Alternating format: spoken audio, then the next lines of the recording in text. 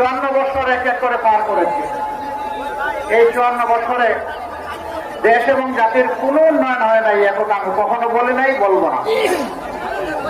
উন্নয়ন হয়েছে দুই ধরনের, একটা জনগণের আর একটা রাজনৈতিক নেতাকর্মীর।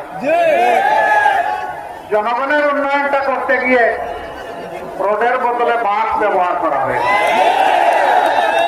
সিমেন্টের বদলে ছাই ব্যবহার করা হয়েছে। জনগণের উন্নয়নটা করতে গিয়ে বাংলাদেশ থেকে 28 লক্ষ কোটি টাকা শুধু 15.5 বছরে বিদেশে পাচার করা হয়েছে। দেশের বুকে মাটির নিচে কত বস্তা আছে তা আমরা জানি না। এই 54 বছরে বহু দলের রাজনৈতিক নেতা নেত্রীরা দেশ পরিচালনা করেছেন। তারা যখন প্রথম ক্ষমতায় বসেছেন, তারা যে পরিমাণ সম্পদশালী ছিলেন, 5 বছর 10 বছর 15 বছর পরে এই সম্পদ 700-800 গুণ বেড়ে গেছে।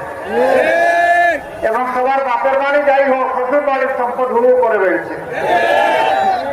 সবার শ্বশুর বাড়ি ধনী, বাপের বাড়ি একটু গরিব।